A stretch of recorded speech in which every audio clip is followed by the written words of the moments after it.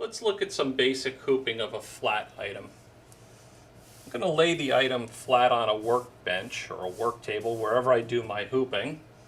And we need to adjust the outer ring for the thickness of the material that the garment is made out of. Clearly, a sweatshirt would be a different adjustment than something thin like a t-shirt. So the way I like to set my hoop is I like to take my ring, set it inside the garment without any backing, put my hoop together, and now flip it inside out to make sure that this whole outer edge is perfectly flush, which in this case it is. Now, I'll take the weight of the garment and I'll gently shake this 4 or 5 times. Now, I'll take a look at the edge. If we look at this, we can see that this edge is sticking up a little bit right here. That means this outer hoop is just a little too loose to hold this garment. So let's readjust it. So we'll take this apart. We'll lay down the garment. Make a little adjustment on the ring. Set it back inside the garment. Get the material flush. Put it together. Make sure again that we start with it being flush. And now we'll shake it again.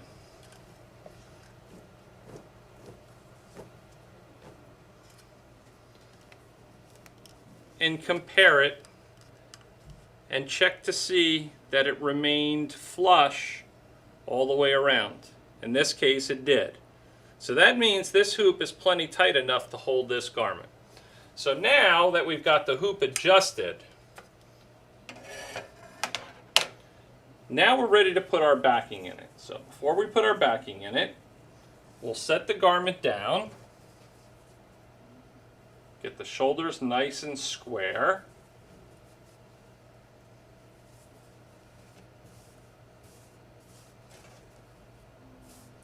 And the first thing we would do is figure out where we want the center point of our design to land. Once we figure out that location, I'm going to grab a piece of backing and I'm going to put it on my hoop. And I'm going to grab a hold of this like this so I can stick my hand inside the garment, and I'm putting the center of that where I wanted that center of the design to land.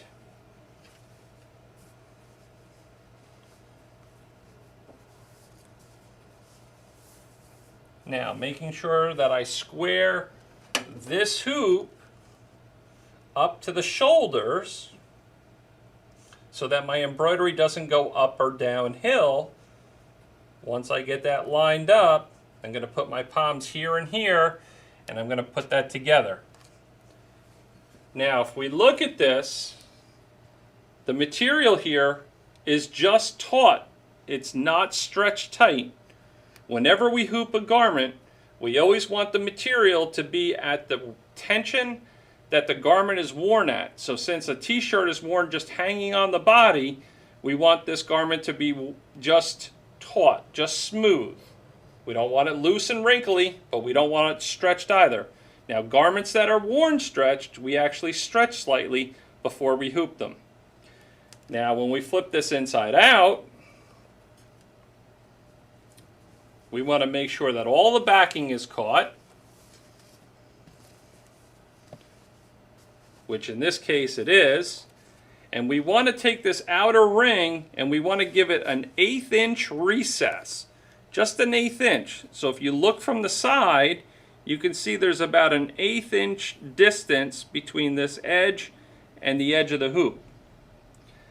What that does for us is that puts a little additional tension on the backing, because the backing, unlike the surface of the material, we want to be drum tight. That's the proper way to hoop a flat garment. That would now be ready to go on my embroidery machine. When it comes to hooping flats, there's two primary types of backing we use. We use tearaway backing, and as the name implies, when we're done sewing we tear it away. And we use cutaway backing, where we cut it away when we're done sewing. To give you an idea of how inferior tearaway backing is, one piece of, let's say, a 2-ounce cutaway is stronger than 4 pieces of the same weight tearaway backing. So it's a 4-to-1 ratio. Now, when do we use the different backings? Well, on any kind of material that stretches, those are typically your knits. So like a t-shirt, for example. If I were to grab 8 inches of material between my two hands and pull on it, we can see that this stretches just like a rubber band. That's a characteristic of a knit material.